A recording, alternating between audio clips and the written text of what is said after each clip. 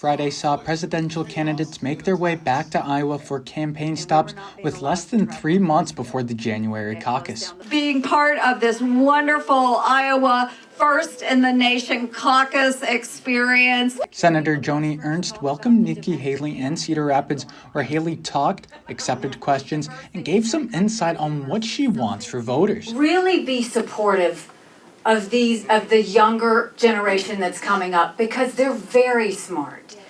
They want to be a part of something that makes our country better. Haley then made her way to Coralville here at Representative Marionette Miller Meeks' tailgating party, where her and 6 other candidates were able to talk to the crowd. Because in Iowa, we take it seriously to elect the next president. Your commitment, your dedication, your presence. Candidates at the event included Ron DeSantis, Vivek Ramaswamy, Tim Scott, Ryan Binkley, and Doug Burgum as they welcomed Iowans and voiced their support for the state holding the first Republican primary. Come here to Iowa, you all do it right, and I support your First in the Nation caucus.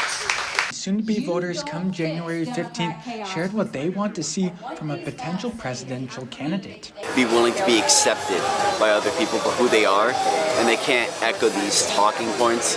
I want someone that's authentic, that's not afraid to say their mind and to be themselves. It's a very important presidential race, and really just want to make sure that I'm caucusing for the right candidate, and the candidate that I think can win, and the candidate that best expresses my values. Young voters also feel the importance of being among the first people to vote in electing a potential president.